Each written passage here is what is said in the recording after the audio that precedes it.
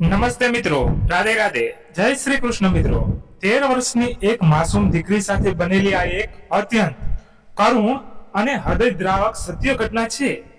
મા બાપે ઉજ્જળ ભવિષ્યની આશામાં સગા ફઈ ફુવા પર ભરોસો કરીને પોતાની વહાલસોઈ દીકરીને અમેરિકા મોકલી, પરંતુ ત્યાં પહોંચીને એ ફૂલ જેવી બાળકી સાથે જે વીત્યું એ સાંભળીને તમારું કાળજું કંપી ઉઠશે અને ઘરે ડૂમો બાજી જશે।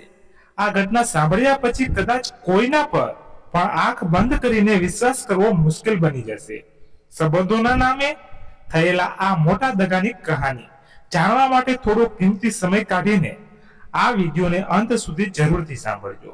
ગુજરાતનું એક નાનકડું પણ રળિયામણું ગામ રામપુર ગામના પાદરે ઉભેલા ઘટાદાર પીપળા અને ખેતરોની વચ્ચે આવેલા કાચા મકાનોમાં ગરીબી હતી, પણ ત્યાંની માટીમાં એક અનોખી સુગંધ હતી, સંતોષની અને પ્રેમની।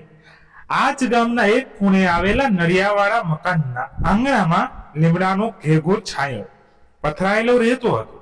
એ છાંયો જાણે કાવ્યાની દુનિયા હતો। 13 વર્ષની કાવ્યા નામ જેવું જ તેનું વ્યક્તિત્વ કવિતા જેવું સરળ અને ઊંડું। ઘરના અઢળક ગરીબી, પિતા મહેશભાઈ ખેત મજૂરી કરે અને માતા ગીતાબેન પશુપાલન કરીને ઘરનું ગુજરાન ચલાવે, પણ કાવ્યાની આંખોમાં ગરીબી નહોતી દેખાતી।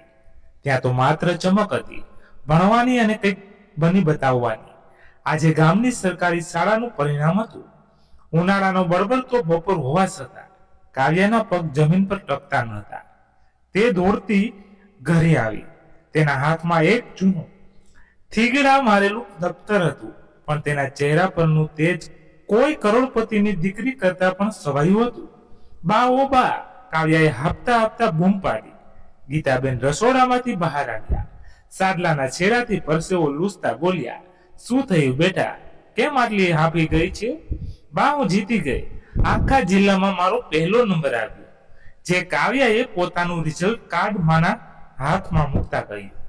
ગીતાબેન તો ભણેલા નહોતા, પણ દીકરીની આંખમાં ઉમટેલો હરખ જોઈને સમજી ગયા કે દીકરીએ કંઈક મોટું કામ કર્યું છે। સાંજે મહેશભાઈ ખેતરેથી આવ્યા ત્યારે કાવ્યાએ ઘરે લગાડીને રડી પડ્યા, બેટા, અમે ભલે અંગૂઠા છાપ રહી ગયા, પણ તને તો કલેક્ટર બનાવવાની ઝંપીશું। આ નાનકડા પરિવારની ખુશીનો કોઈ પાર ન હતો, પણ તેમને ક્યાં ખબર હતી કે આ ખુશી ક્ષણભર જ છે અને એક મોટી કાળી વાદળી તેમના આંગણે આવી રહી છે। ઉનાળાનું વેકેશન હતું। 2 દિવસ પછી ઘરના આંગણે એક મોટી સફેદ ગાડી આવીને ઊભી રહી। ધૂળની ડમરીઓ સમી એટલે તેમાંથી 2 વ્યક્તિઓ ઉતરી, મહેશભાઈના બહેન રેખાબેન અને તેમના પતિ સુરેશભાઈ ફુવા, જેઓ વર્ષોથી અમેરિકા સ્થાયી થયા હતા। વિદેશી કપડા, આંખો પર કાળા ચશ્મા અને અંગ્રેજી મિશ્રિત ગુજરાતી બોલતા ફઈ ફુવાને જોઈને આંખો પડ્યું ભેગું થઈ ગયું હતું। ઘરમાં ઉત્સવ જેવું વાતાવરણ થઈ ગયું। ગીતાબેને ઉછીના પૈસા લાવીને પણ મહેમાન ગતિમાં કોઈ કમી ન રાખી। જમતી વખતે વાત નીકળી, કાવ્યાએ હોશે હોશે પોતાનું રિઝલ્ટ ફઈને બતાવ્યું। રેખાબેન રિઝલ્ટ જોઈને એક પળ માટે ચોંકી ગયા, પછી સુરેશ ફુવા સામે અર્થ સંબંધ નજરે જોયું। એ નજરમાં વહાલ નહોતું, પણ એક ગણતરી હતી। જમતા જમતા રેખા ફઈએ વાતનો દોર સાધ્યો, મહેશ, આ છોકરી તો હીરો છે, હીરો, પણ તું મને એમ આ હીરાને અહીં રામપુરની ધૂળમાં ક્યાં સુધી રદડવા દઈશ? ફઈએ પાણીનો ગ્લાસ મૂકતા ગંભીરતાથી કહ્યું। મહેશભાઈ નીચું જોઈ ગયા, બેન, મારી તો તેવડ નથી, પણ પેટે પાટા બાંધીને એને ભણાવીશું। સુરેશ ફુવાએ તરત તાપસી પુરાવી, અરે મહેશભાઈ, ભાવનામાં વહીને ભવિષ્ય ન બને। અહીં ગામડાની નિશાળમાં શું ભવિષ્ય? બહુ તો ક્લાર્ક બનશે, પણ જો એ અમેરિકા આવે તો એનું નસીબ પલટાઈ જાય। અમેરિકા? ગીતાબેનના હાથમાંથી રોટલી પડી ગઈ। હા ભાભી, અમેરિકા। રેખાબેને લપેટાલી છરી જેવી વાત મૂકી, જો અમારે તો અમેરિકામાં મોટો બંગલો છે, ગાડીઓ છે, પણ ભગવાને અમને એક દીકરી નથી આપી। અમારા 2 દીકરાઓ છે, પણ ઘરનું આંગણું સૂનું લાગે છે। કાવ્યાને જોઈને મને એમ થાય છે કે આને અમેરિકા લઈ જઈએ। ત્યાંનું ભણતર એટલે રાજાશાહી। 8મા ધોરણથી જ ઇંગ્લિશ મીડિયમમાં ભણશે, મોટી ડિગ્રી લેશે અને સાહેબ બનીને ફરશે। કાવ્યા ખૂણામાં બેસીને આ સાંભળતી હતી. અમેરિકા શબ્દ તેના માટે પરીખના દેશ જેવો હતો. રાત પડી, બધા સૂઈ ગયા, પણ મહેશભાઈ અને ગીતાબેનની આંખમાં ઊંઘ નહોતી. દીકરીને નજર સામેથી દૂર કરવાનો વિચાર માત્ર કાળજામાં ઘા કરતો હતો. શું કરીશું? ગીતાબેને રડમસ અવાજે પૂછ્યું. ગીતા, મારું મન તો ના જ પાડે છે, પણ બહેન સાચું કહે છે. આપણે તેને શું આપી શકીશું? આખી જિંદગી મજૂરી જો. તે અમેરિકા જશે તો રાણીની જેમ રહેશે. આપણે આપણા સ્વાર્થ માટે તેનું ભવિષ્ય અરોડાય એવું તો ન જ કરી શકીએ. મહેશભાઈનો અવાજ ભરાઈ ગયો. છેવટે એક ગરીબ બાપે પોતાની દીકરીના ઉજ્જવળ ભવિષ્યના મોંમાં આવીને કાળજા પર પથ્થર મૂક્યો. બીજા દિવસે ફઈ ફુવાને હા પાડી દીધી. રેખાબેનના ચહેરા પર એક કુટીર સ્મિત આવીને તરત જ ગાયબ થઈ ગયું. તેમણે કહ્યું, તમે ચિંતા ન કરો, આજેથી કાર્ય તમારી નહીં, અમારી દીકરી છે. તેને અમેરિકામાં રાજકુમારીની જેમ રાખીશું. પાસપોર્ટ અને વિઝાની પ્રક્રિયા પતી ગઈ હતી. જવાનો દિવસ નજીક આવ્યો. કાવ્યા ખૂબ ખુશ હતી. તેણે તેના મિત્રોને કહ્યું હતું, હું તો પ્લેનમાં બેસીને અમેરિકા જઈશ અને ત્યાંથી તમારા બધા માટે ચોકલેટ મોકલીશ. તે બિચારી અજાણ હતી કે તે સપનાના મહેલ તરફ નહીં, પણ એક સોનેરી જેલ તરફ જઈ રહી છે. વિદાયની સવાર આવી. આખું ગામ કાવ્યાને ઓળવવા ઉમટ્યું હતું. ગીતાબેને કાવ્યાનું માથું ઓળ્યું, કપાળે મોટો ચાંદલો કર્યો અને ગોળ ખવડાવ્યો. કાવ્યાએ પોતાનું વહાલું દફતર, જેમાં તેના પુસ્તકો અને એક મોરપીંછ હતું, છાતી સરચું ચાંપી રાખ્યું હતું. બેટા, ત્યાં જઈને અમને ભૂલી ન જતી હો. ગીતાબેને જોધાર આંસુએ રડી પડ્યા. કાવ્યા પણ માને વળગી પડી. બા, હું ત્યાં જઈને ખૂબ ભણીશ અને જલ્દી તમને બંનેને ત્યાં બોલાવી લઈશ. મહેશભાઈએ ફૂઈ ફુવા સામે હાથ જોડ્યા. બહેન, મારી આબરૂ અને મારું કાળજું બંને તમારા હાથમાં સોંપું છું. એને સાચવજો. અરે ભાઈ, હવે એ અમારી જવાબદારી. ફઈએ ખોટો પ્રેમ દેખાડવા કાવ્યાનો હાથ પકડ્યો અને ગાડીમાં બેસાડી. ગાડી ઉપડી. કાવ્યા પાછળના કાચમાંથી હાથ હલાવતી રહી. ધૂળની ડમરીઓમાં તેના મા બાપના રડતા ચહેરા ધીરે ધીરે ઝાંખા થતા ગયા. લીમડાનો છાયો, ગામનું પાદર અને તેમનું બાળપણ બધું જ પાછળ છૂટી ગયું. અમદાવાદ એરપોર્ટની ચકાસોટ જોઈને કાવ્યા અંજાઈ ગઈ. ચેક ઇન થયું, ઇમિગ્રેશન પત્યું અને છેવટે તેઓ વિમાનમાં બેઠા. કાવ્યા વિન્ડો સીટ પર બેઠી હતી. વિમાન રનવે પર દોડવા લાગ્યું અને જેવું હવામાં ઉડ્યું, કાવ્યાના પેટમાં ફાળ પડી. નીચે દેખાતા ટપકા જેવા મકાનો જોઈને તેને રોમાંચ થયો. તેણે બાજુમાં બેઠેલા રેખાબેન સામે જોઈને હસીને કહ્યું, ભાઈ જુઓ, આપણે વાદળની ઉપર આવી ગયા. અમેરિકાની સ્કૂલ પણ આવી જ મોટી હશે ને. અત્યાર સુધી જે ફઈ કાવ્યાને બેટા દીકરા કરતા હતા, તેમનો ચહેરો અચાનક બદલાઈ ગયો. તેમના ચહેરા પરની સ્માઇલ ગાયબ થઈ ગઈ અને ત્યાં એક પ્રકારની કઠોરતા આવી. તેમણે કાવ્યાના હાથમાંથી દફતર જૂટવીને ઉપરના કેબિનમાં ધકેલી દીધું. આ જોઈને કાવ્યા ઠગાઈ ગઈ. ભાઈ, મારું દફતર? રેખા ફઈએ કાવ્યાની આંખોમાં આંખ પરોવીને ઠંડા અને કડક અવાજે કહ્યું, સીધી બેસી રહે. હવે તારે દફતર નહીં, બીજી ઘણી વસ્તુઓની આદત પાડવાની છે. અને હા, અમેરિકા પહોંચીએ ત્યાં સુધી મોઢું બંધ રાખજે. મારે ઊંઘવું છે. ફઈનો આ બદલાયેલો અવાજ અને અજાણ્યો કડક સ્પર્શ કાવ્યાના કોમળ હૃદયમાં એક ફાળ પાડી ગયો. 30,000 ફૂટની ઊંચાઈએ વાદળોની વચ્ચે કાવ્યા એકલી હતી. તેને પહેલીવાર સમજાયું કે જે વિમાન તેને સપનાના દેશમાં લઈ જઈ રહ્યું હતું, તે ખરેખર તેને તેના વહાલ સોયા મા બાપથી કાયમ માટે દૂર લઈ જઈ રહ્યું હતું. તેની આંખોમાંથી એક આંસુ ટપક્યું અને સીટ બેલ્ટ પર પડ્યું. સોનેરી સપનાની જા બિચાઈ સૂકી હતી અને પંખી તેમાં બરાબર ફસાઈ ગયું હતું. અમેરિકા હજુ દૂર હતું, પણ કાવ્યાના જીવનનું તોફાન શરૂ થઈ. 20 કલાકની લાંબી અને થકવી નાખનારી મુસાફરી પછી વિમાન અમેરિકાના ન્યૂજર્સી એરપોર્ટ પર ઉતર્યું. કાવ્યા માટે આ નવી દુનિયા હતી. એરપોર્ટની બહાર નીકળતાની સાથે ઠંડા પવનની લહેરખીએ કાવ્યાને ધ્રુજાવી દીધી. આકાશ પૂરું અને સ્વસ્થ હતું. રસ્તાઓ જાણે કાંચ જેવા ચમકતા હતા. ચારે બાજુ મોટી મોટી ઇમારતો અને લક્ઝરી ગાડીઓની હારમાળા હતી. રામપુરની ધૂળિયા શેરીઓમાં રમીને મોટી થયેલી કાવ્યાની આંખો પહોળી થઈ ગઈ. તેને મનમાં થયું, ખરેખર આ તો સ્વર્ગ જ છે. મારા મમ્મી પપ્પાએ મારા માટે સાચો નિર્ણય જ લીધો છે. પણ કાવ્યાની આ મૂંગતા લાંબો સમય ટકી નહીં. એરપોર્ટથી ફુવાની ગાડીમાં બેઠા પછી વાતાવરણ સાવ બદલાઈ ગયું હતું. વિમાનમાં જે અબોલા શરૂ થયા હતા તે અહીં ગાડીમાં પથ્થર જેવી ચુપકદીમાં ફેરવાઈ ગયા. રેખાબેન આગળની સીટ પર બેઠા હતા અને કાવ્યા પાછળ એકલી તેણે હિંમત કરીને પૂછ્યું, ભાઈ આપણે ઘરે પહોંચીને પપ્પાને ફોન કરીશું ને? એ ચિંતા કરતા હશે.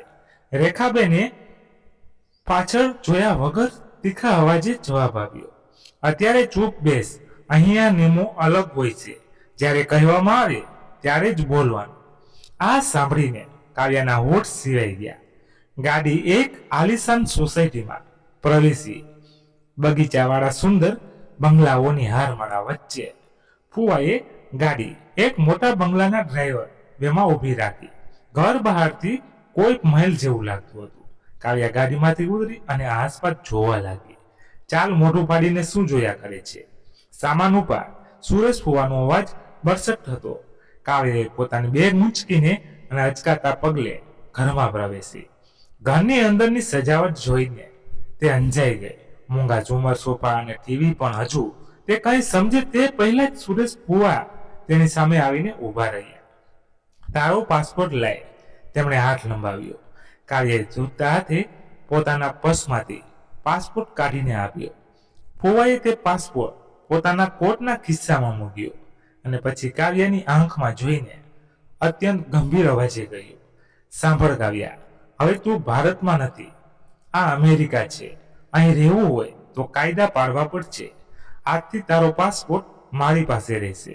ઘરની બહાર પગ મૂકવાની કે કોઈની સાથે વાત કરવાની કોશિશ કરીશ ને તો યાદ રાખજે, પોલીસ પકડી જશે અને જેલમાં પૂરી દેશે. ફુવાના આ શબ્દો સાંભળીને કાવ્યા ડરી ગઈ. પોલીસ જેલ આ તો તેના વહાલ સોયા ફુવા હતા ને. રેખાભાઈએ સોફા પર બેસીને સેન્ડલ કાઢતા હતા. તેમણે કાવ્યા સામે જોઈને આદેશ આપ્યો, ઉપર જમણી બાજુ છેલ્લો રૂમ છે, ત્યાં તારો સામાન મૂકી દે અને મોઢું ધોઈને નીચે આવ. કાવ્યા ભારે પગલે દાદર ચડી. તેના મનમાં સપનું હતું કે તેને એક સુંદર ગુલાબી રૂમ મળશે જેમાં સ્ટડી ટેબલ હશે. પણ જ્યારે તેણે જમણી બાજુનો છેલ્લો રૂમ ખોલ્યો ત્યારે તેના સપના કાચની જેમ તૂટી પડ્યા.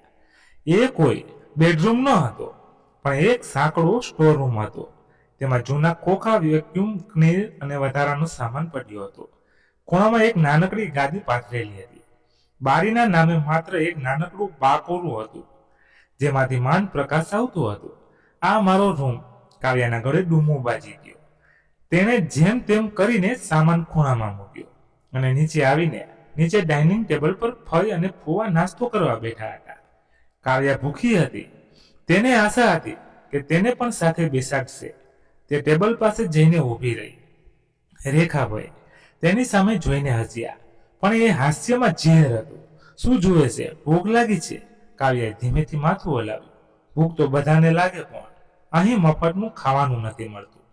કામ કરવું પડે છે, ફઈએ કહ્યું અને ટેબલની નીચે એક સાવરણી અને પોતાનું કપડું કાઢીને કાવ્યાને પગ પાસે ફેંક્યા.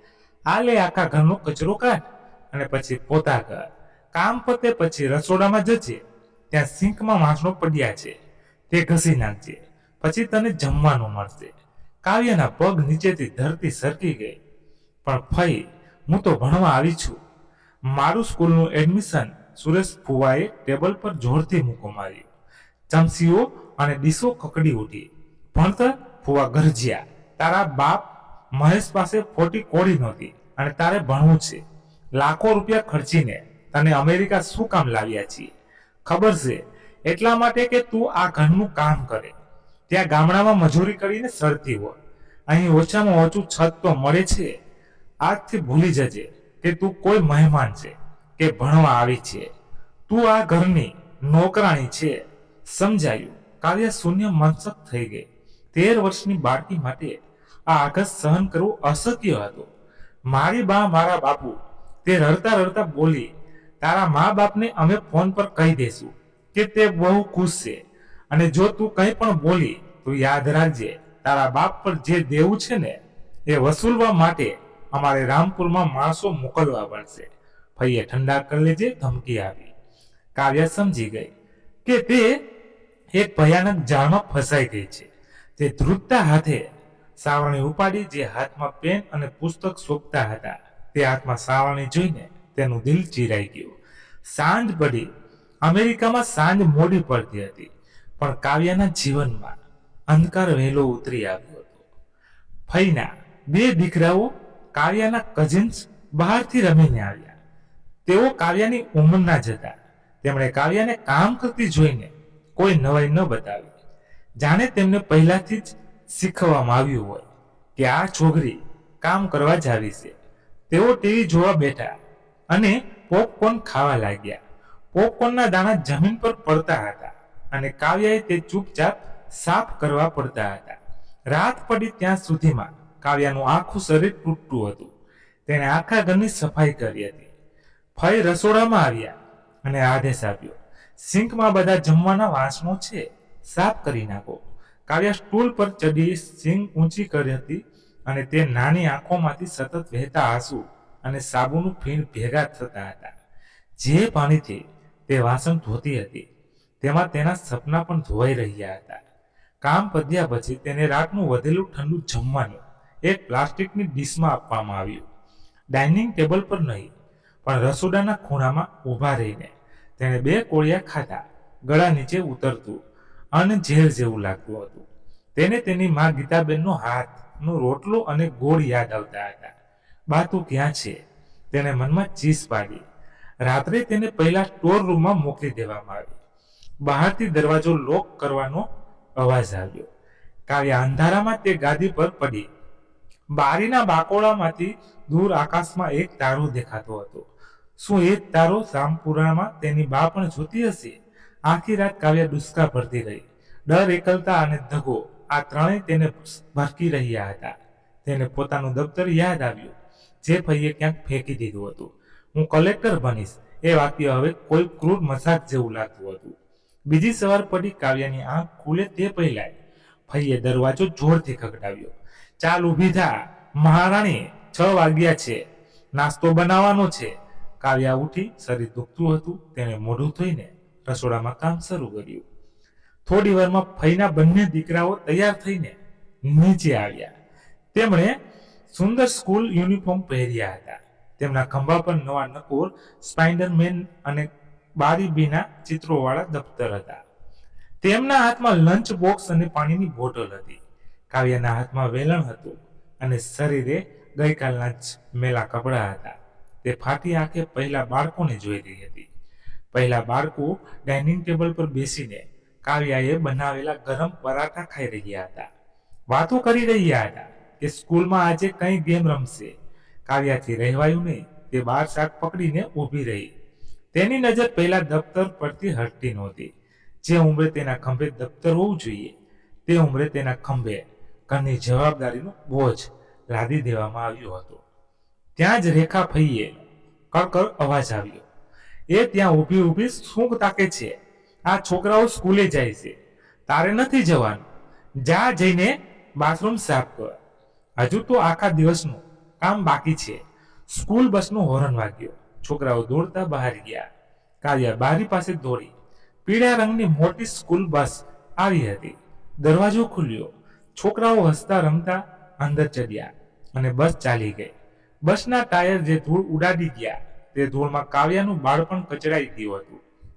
તે કાર પર માથું ટેકવીને ઢળી પડી. સમય કોઈની રાહ જોતો નથી, પણ કાવ્યા માટે તો જાણે સમય થંભી ગયો હતો. રામપુરથી નીકળતી વખતે જે કાવ્યા ફૂલ જેવી તાજગી ધરાવતી હતી તે અમેરિકાના 4 મહિનામાં વસવાટમાં કરમાઈ ગઈ, સુકાઈ ગઈ હતી. ઋતુ બદલાઈ ગઈ હતી. બહાર ઝાડ પરથી પાંદડા ખરી રહ્યા હતા અને ઠંડી વધી રહી હતી. બરાબર કાવ્યાના જીવનની જેમ જ, જ્યાં આશાઓ ખરી રહી હતી અને સંબંધોની ઠંડી તેને થીજવી રહી હતી.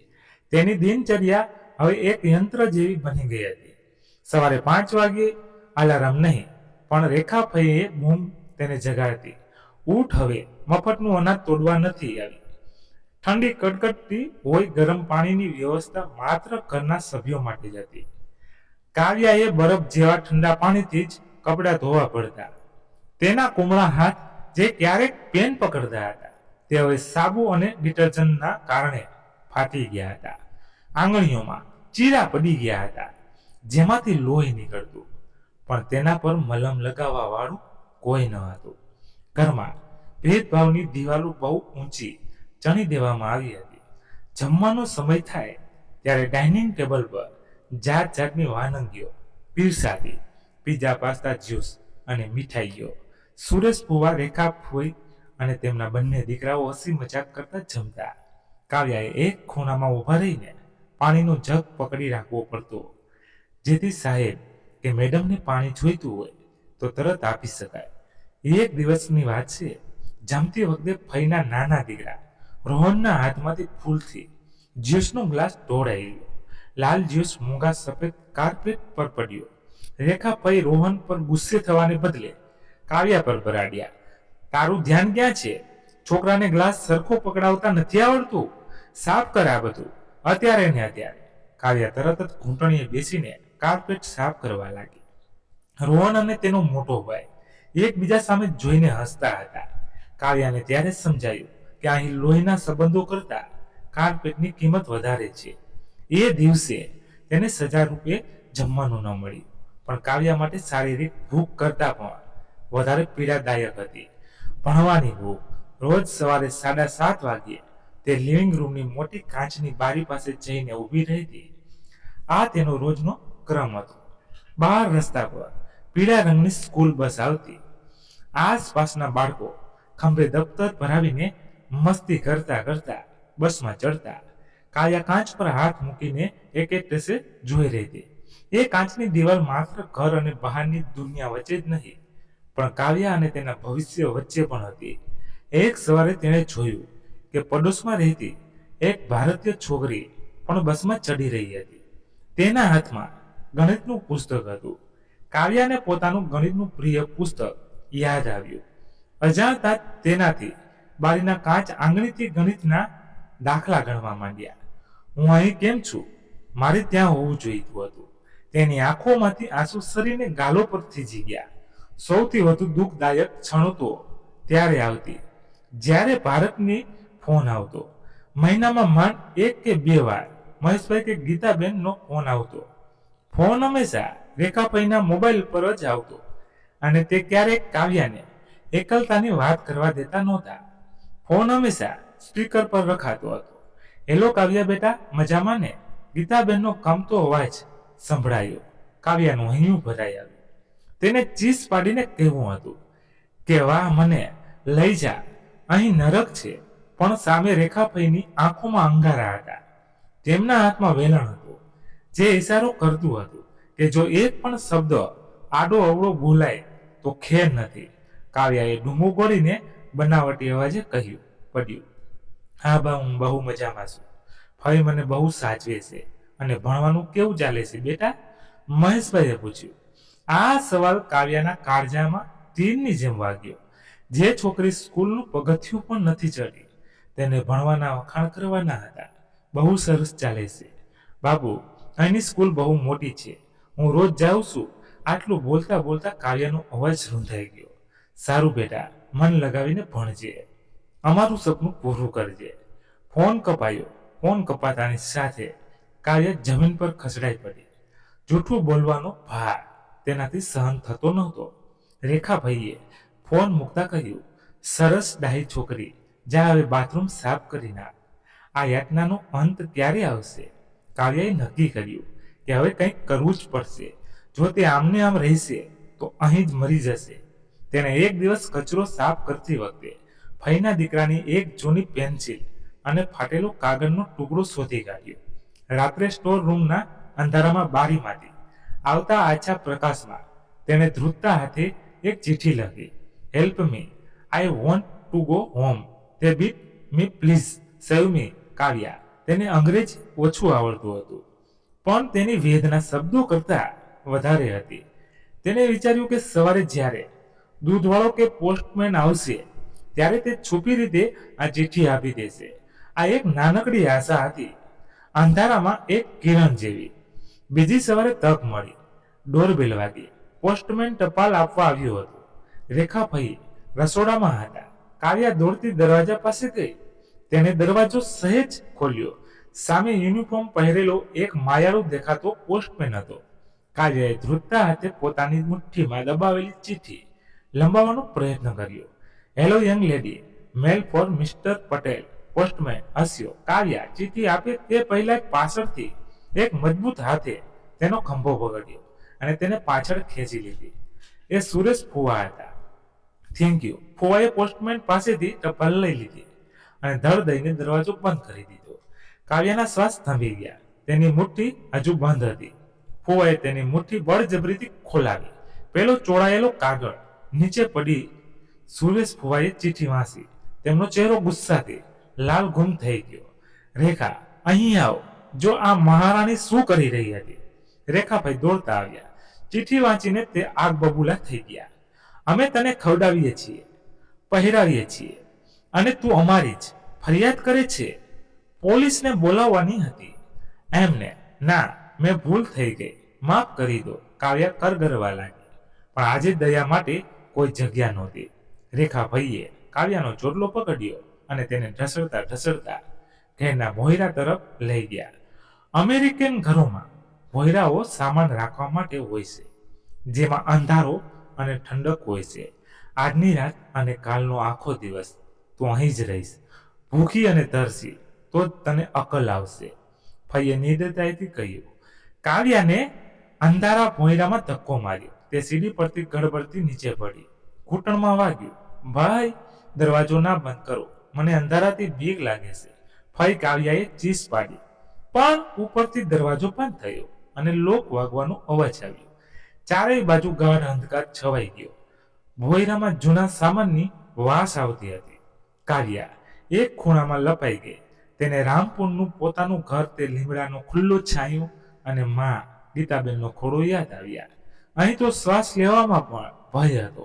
તેને ઘૂંટણમાં માથું નાખીને ઈશ્વરને પ્રાર્થના કરી. ભગવાન, મેં કોનું શું બગાડ્યું છે? મને બસ એક વાર મારી સ્કૂલ પાછી આપી દે. ભોયરાની એ કાળી રાત કાવ્યાના જીવનની સૌથી લાંબી રાત હતી. ઠંડી અંધકાર અને ઊંધનો સડોસડોહાટ, આ બધું 13 વર્ષની બાળકીના મનોબળને તોડવા માટે પૂરતું હતું. પણ કાવ્યા તૂટી નહોતી. તે ત્રીજી ગઈ. તેની આંખોમાંથી આંસુ સુકાઈ ગયા હતા અને ત્યાં માત્ર એક શૂન્યતા હતી. સવારે જ્યારે રેખાભાઈએ ભોંયરામાં દરવાજો ખોલ્યો, ત્યારે કાવ્યા કોઈ લાશની જેમ બહાર નીકળી. તેના પગ ધ્રુજતા હતા, ચહેરો નિસ્તેજ હતો અને આંખો નીચે કાળા કુંડાળા પડી ગયા હતા. ચાલ, નાટક બંધ કર અને કામ પર લાગી જા. આજે સાંજે મહેમાનો આવવાના છે. આખું ઘર કાંચ જેવું ચમકવું જોઈએ. ફઈએ કોઈ પણ દયા વગર હુકમ કર્યો.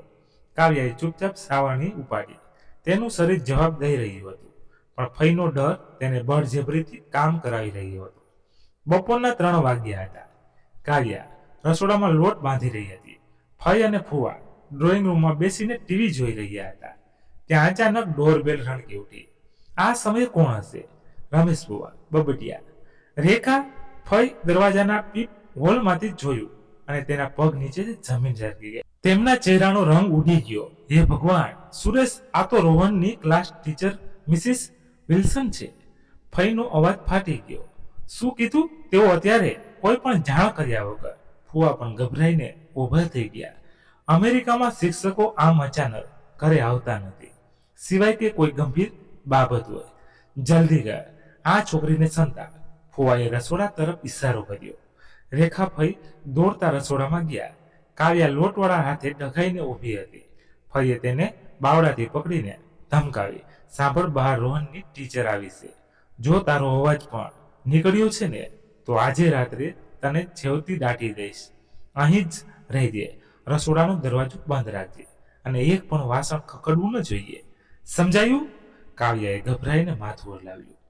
ફઈએ રસોડાનો દરવાજો અડધો બંધ કર્યો અને ચહેરા પર બનાવટી સ્મિત લાવીને મુખ્ય દરવાજો ખોલ્યો. ઓહ, મિસિસ વિલ્સન, વોટ સરપ્રાઈઝ! રેખા ફઈએ અંગ્રેજીમાં સ્વાગત કર્યું. સામે ઉભેલા મિસિસ વિલ્સન એક આતેટ વહીના માયાળુ પણ કડક શિસ્તવાળા અમેરિકન મહિલા હતા. તેમની આંખોમાં એક અલગ જ તેજ હતું, સત્ય શોધવાનું. તે તે જ ગુડ આફ્ટરનૂન. મિસિસ પટેલ માફ કરજો, હું ફોન કર્યા વગર આવી, પણ મારે રોહનના બિહેવિયર વિશે થોડી વાત કરવી હતી. તે છેલ્લા 2 દિવસથી સ્કૂલમાં બહુ વિચિત્ર વર્તન કરે છે. ટીચરે ગંભીરતાથી કહ્યું. હા પ્લીઝ કમ ઇન. ફુવાએ તેમને સોફા પર બેસાડ્યા. ડરના માર્યા તેમના હાથ પગ ઠંડા પડી રહ્યા હતા. જો ટીચરને ખબર પડી જાય કે ઘરમાં એક બાળકી કામ કરે છે તો શું થાય તે તેઓ જાણતા હતા. વાતચીત શરૂ થઈ. મિસિસ વિલ્સન રોહનના અભ્યાસ અને તેના આક્રમક વર્તન વિશે વાત કરી રહ્યા હતા, પણ વારવાર તેમની નજર ઘરની ચારેય બાજુ ફરી રહી હતી. તેમને ઘરમાં કંઈક અજુગતું લાગી રહ્યું હતું. ઘર બહુ જ વધારે પડતું સાફ હતું, પણ વાતાવરણમાં એક પ્રકારનો તણાવ હતો. તમારું ઘર ખૂબ સુંદર છે, મિસિસ વિલ્સને કહ્યું. Thank you. રેખાભાઈ હસ્યા, પણ અંદરની ભટકી રહ્યા હતા. શું મને એક ગ્લાસ પાણી મળશે? ટીચરે પૂછ્યું. રેખાભાઈ તરત જ ઊભા થયા. ચોક્કસ, હું લઈ આવું. ના ના, હું લઈ લઈશ, મારે હાથ પણ ધોવા છે, કહેતા મિસિસ વિલ્સન ઊભા થયા અને રસોડા તરફ આગળ વધ્યા. રેખાભાઈ અને સુરત ફુવા ના શ્વાસ અધ્ધર થઈ ગયા. મેડમ પ્લીઝ બેસો, હું લઈ આવીશ. રેખાભાઈ આડા ફર્યા, પણ મિસિસ વિલ્સન અમેરિકન સ્વભાવ મુજબ ઔપચારિકતામાં માનતા નહોતા અને થોડા શંકાશીલ પણ હતા. ઇટ્સ ઓકે કહીને તેઓ ઝડપથી રસોડાના દરવાજા તરફ ગયા અને દરવાજો ધકેલ્યો. જે દ્રશ્ય સામે આવ્યું તેણે મિસિસ વિલ્સનને ત્યાં જ થીજાવી દીધા અને રેખાભાઈના પગ નીચેથી જમીન ખેંચી લીધી. રસોડામાં સિંક પાસે એક નાનકડા સ્ટૂલ પર કાવ્યા ઊભી હતી. તેણે એક મોટું તપેલું માંજવા માટે પકડ્યું હતું. તેના હાથ લોટ અને એઠવાડથી ખરડાયેલા હતા, પણ સૌથી ભયાનક બાબત હતી તેની શારીરિક સ્થિતિ. તેણે ફાટેલા અને મેલા કપડાં પહેર્યા હતા. તેના ખુલ્લા હાથ પર કાલે ફઈએ મારેલા વેલણના લીલા નિશાન સ્પષ્ટ દેખાતા હતા. તેના ગાલ પર આંસુ સુકાઈને સફેદ લીટા થઈ ગયા હતા. કાવ્યાએ જેવો દરવાજો ખોલવાનો અવાજ આવ્યો, તે ડરના માર્યા થરી ગઈ. તેના હાથમાંથી તપેલો છટકીને સિંકમાં વળ્યું. તડામ! તેને પાછળ ફરીને જોયું. સામે ફઈ ન હતા, પણ એક અજાણી ગોરી સ્ત્રી હતી, જેની આંખોમાં ગુસ્સો નહીં પણ અપાર કરુણા અને આઘાત હતો.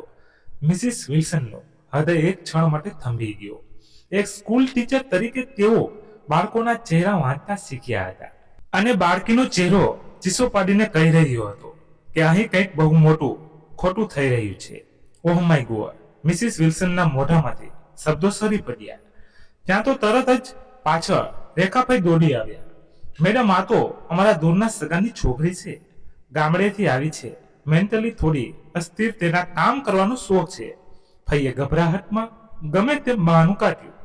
મિસિસ વિલ્સનને રેખાભાઈ સામે એક એવો કડવો લુક આવ્યો કે રેખાભાઈ ત્યાં જ ચૂપ થઈ ગયા.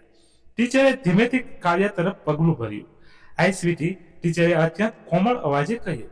ડર નહીં, હું ટીચર. શું? ટીચર શબ્દ કાને પડતા જ કાવ્યાની આંખોમાં ચમક આવી.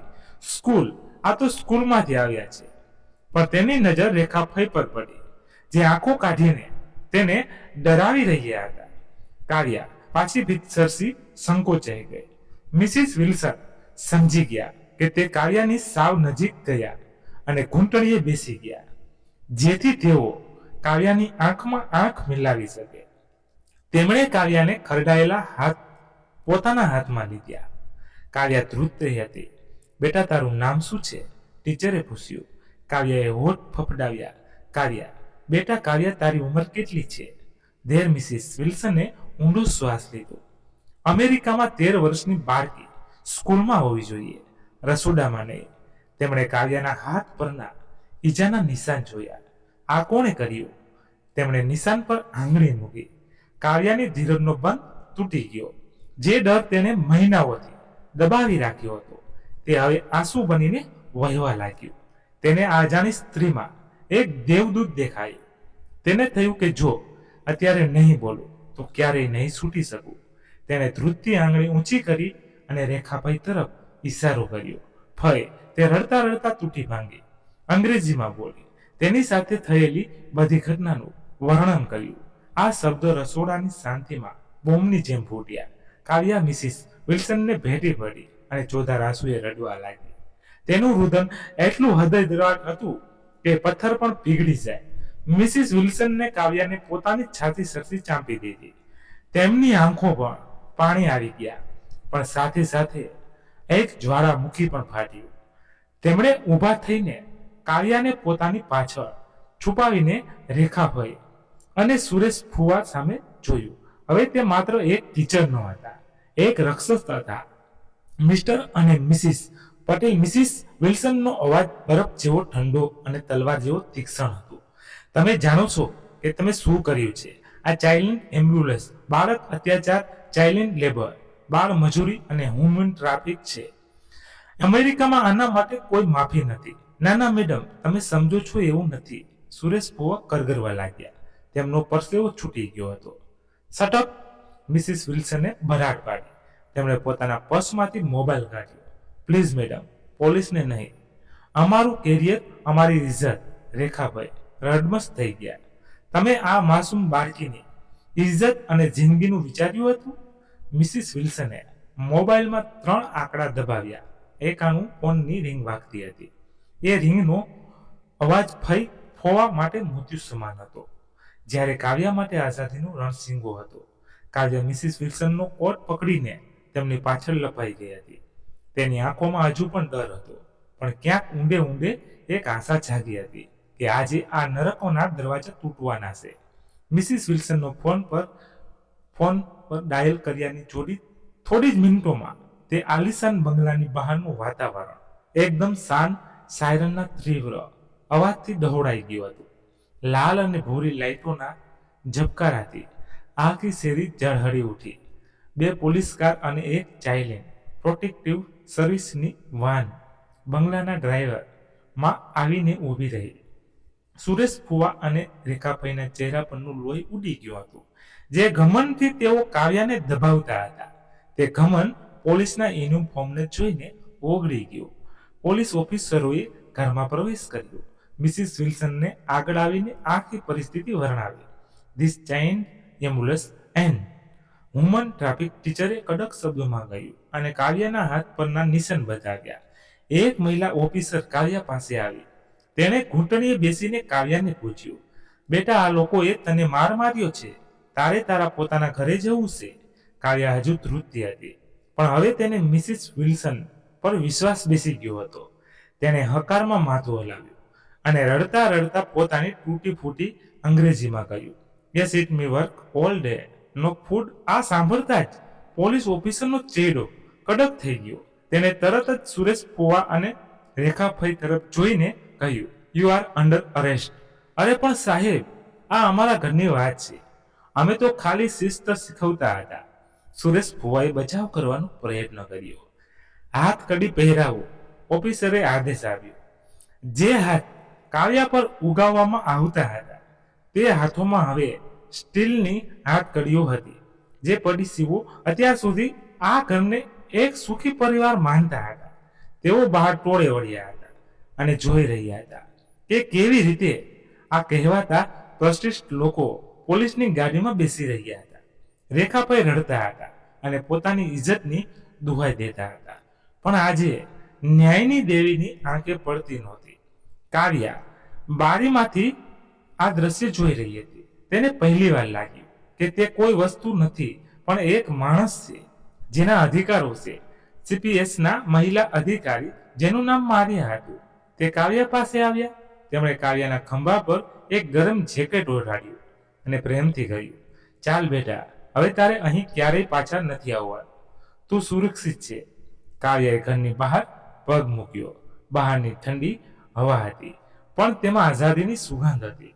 તેણે એકવાર પાછળ ફરીને તે આલિશાન ઘર તરફ જોયું અને પછી ઊંડો શ્વાસ લઈને પોલીસ વાનમાં બેઠી. પછીના દિવસો ઝડપથી વીત્યા. કાવ્યાને હોસ્પિટલ લઈ જવામાં આવી, જ્યાં તેની સારવાર થઈ. તેને પૂરતું જમવાનું અને આરામ મળ્યો.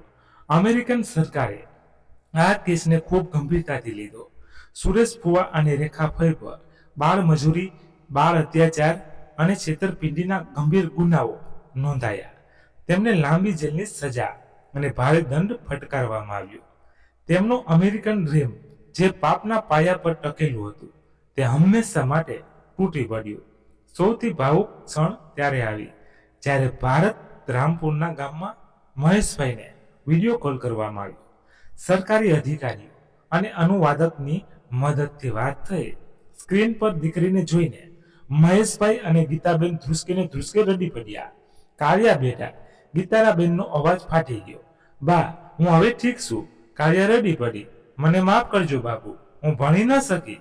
ના બેટા, માફી તો અમારે માંગવાની છે. અમે તને ઓળખી ન શક્યા, તને પારકાના ભરોસે છોડી દીધી. મહેશભાઈ છાતી ફૂટી. અધિકારીઓએ તેમને સમજાવ્યા કે કાવ્યા હવે સુરક્ષિત છે. ભારત પાછા ફરવા માટે થોડી કાનૂની પ્રક્રિયા બાકી હતી, પણ ત્યાં સુધી કાવ્યાને સરકારની દેખરેખ હેઠળ એક પોસ્ટર હોમમાં રાખવામાં આવી, જ્યાં તેને ખૂબ પ્રેમ મળ્યો. 6 મહિના પછી અમેરિકાના એક રળિયામણા શહેરની સવાર સૂર્ય સોનેરી કિરણો સાથે ઉગી રહ્યો હતો. એક સુંદર ઘરની બહાર પીળા રંગની સ્કૂલ બસ આવીને ઊભી રહી. ઘરનો દરવાજો ખુલ્યો અને એક છોકરી બહાર આવી. એ હતી કાવ્યા, પણ આ એ જૂની ડરેલી કાવ્યા નહોતી. તેને સ્વસ્થ અને સુંદર કપડાં પહેર્યા હતા. તેના વાળ પ્રેમથી ઓળેલા હતા અને સૌથી મહત્વની વાત, તેના ખંભે એક નવું નક્કોર ગુલાબી રંગનું દફતર હતું. તેના નવા પાલક માતા પિતાએ તેને ટિફિન આપ્યો અને કહ્યું, have a great day at school. Kavya, thank you. કાવ્યાના ચહેરા પર એક આત્મવિશ્વાસ ભર્યું સ્મિત હતું. તે બસમાં ચડી. આ વખતે તે કોઈ બીજાને સ્કૂલે જતા જોવા માટે બારી પાસે નહોતી ઊભી, પણ તે પોતે સીટ પર બેઠી હતી. બસ ઉપડી. કાવ્યાએ બારીમાંથી બહાર જોયું. દૂર શિક્ષિત પર સૂરજ ચમકી રહ્યો હતો. તેણે હળવેકથી પોતાના દફતર પર હાથ ફેરવ્યો. તેણે મનોમન રામપુરના લીમડાને યાદ કર્યો અને જાણે વચન આપ્યું, જોયું, મેં હાર ન માની. સાવરણી છૂટી ગઈ છે. હવે હાથમાં ફરીથી કલમ છે. હવે હું ભણીશ, ખૂબ આગળ વધીશ અને એક દિવસ મારા મા બાપનું નામ રોશન કરીશ. બસ સ્કૂલના ગેટમાં પ્રવેશી. કાવ્યા ઉતરી અને સ્કૂલના પગથિયાં ચડવા લાગી. દરેક પગથિયું તેને તેના કલેક્ટર બનવાના સપના નજીક લઈ જઈ રહ્યું હતું. આ કહાની ભલે દુઃખદ હતી, પણ તેનો અંત એક આશા લઈને આવ્યો. દફતર અને સાવરણી વચ્ચેની લડાઈમાં અંતે વિજય શિક્ષણ અને સત્યનો જ થયો. કાવ્યાની ઉડાન હવે કોઈ રોકી શકવાનું નહોતું. મિત્રો, માત્ર અમેરિકાના ચડકાટથી અંજાઈને કે સગા વહાલા પર આંખ બંધ કરીને, ભરોસો મૂકીને પોતાના કાળજાના કટકાને પારકા ભરોસે સોંપતા પહેલા 100 વાર વિચાર કરવો જોઈએ. લોહીના સંબંધો કરતા પણ લાગણીના સંબંધો અને બાળકની સુરક્ષા વધુ મહત્વની છે. સોનેરી પાંજરા કરતા માટીનું ઘર અને મા બાપનો ખોળો લાખ દરજ્જે સારો હોય છે. મિત્રો, આ હૃદયદ્રાવક વાર્તા વિશે તમારો શું અભિપ્રાય છે?